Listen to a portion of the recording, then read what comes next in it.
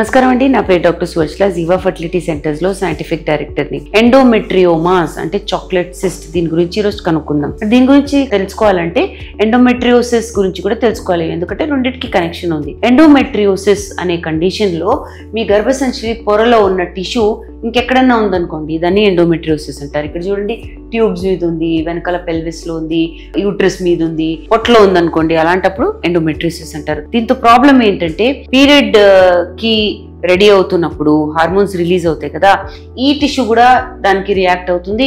Periods అవుతున్నప్పుడు ఈ tissue కూడా బ్లీడ్ అవుతుంది. సో పెల్విక్ పెయిన్ అవ్వడం అంటే పొట్టలో నొప్పి వేయడం, అవన్నీ కూడా ఇబ్బందులు ఉంటాయి.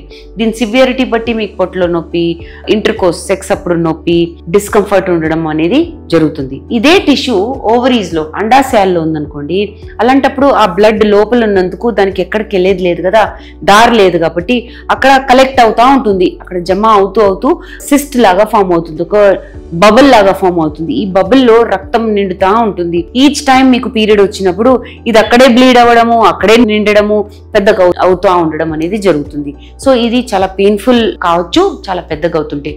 ఇంటర్కోర్స్ అప్పుడు కూడా నొప్పి ఉండొచ్చు, పెల్విక్ పెయిన్ ఉండొచ్చు, పడుకునేటప్పుడు ఉండొచ్చు, పీరియడ్స్ అప్పుడు ఉండొచ్చు. సో ఈ ప్రాబ్లమ్స్ ఉన్నప్పుడు మీరు చూపించుకుంటే చాలా మంచిది. ఈ ఎండోమెట్రియోమా, ఇదిగోండి ఇక్కడ ఉంది, ఈ ఎండోమెట్రియోమా ఉన్నప్పుడు చుట్టుపక్కల ఉన్న ఎగ్స్ కూడా ఎఫెక్ట్ అవుతాయి. సో క్వాలిటీ, క్వాంటిటీ ఇవన్నీ తగ్గిపోవడం అనేది జరుగుతుంది.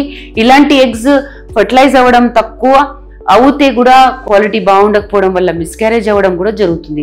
సో ఎక్స్టెంట్ బట్టి, అఫ్ కోర్స్ ఊరికే చిన్నది ఉందని కంగారు పడకండి, చాలా ఎక్కువ ఉందనుకోండి, చాలా పెద్దది ఉందనుకోండి, అలాంటప్పుడు దీని ప్రమాదం కూడా ఎక్కువ ఉంటుంది. ఇన్ఫర్టిలిటీ అంటే సంతానలేమి సమస్య కూడా కావచ్చు. యూజువల్ గా ఏంటంటే దీన్ని డయాగ్నోస్ చేయడం స్కాన్ ద్వారా చేస్తారు, అల్ట్రాసౌండ్ చేసి కనుక్కుంటారు, లేదంటే ఎంఆర్ఐ, మ్యాగ్నెటిక్ రెజొనెన్స్ అనేది ఉంటుంది చూడండి, ఆ టెస్ట్ కూడా చేసి కనుక్కోవచ్చు. సో ఈ ఎంఆర్ఐ ను స్కాన్ ద్వారా మనం తేల్చుకున్న తర్వాత ట్రీట్మెంట్ చేయాలి. ఇప్పుడు ట్రీట్మెంట్ కి మెడికేషన్స్ ఇస్తారు, oral contraceptive pills, birth control pills అంటారే అవి పెడతారు, లేదా GnRH ఆగోనిస్ అని పెడతారు. అవి పెట్టిన తర్వాత ట్రీట్మెంట్ చేసుకోవచ్చు, ఎస్పెషలీ పిల్లల కోసం ట్రై చేస్తున్నప్పుడు. సివియారిటీ బట్టే డెసిషన్ తీసుకోవాలి.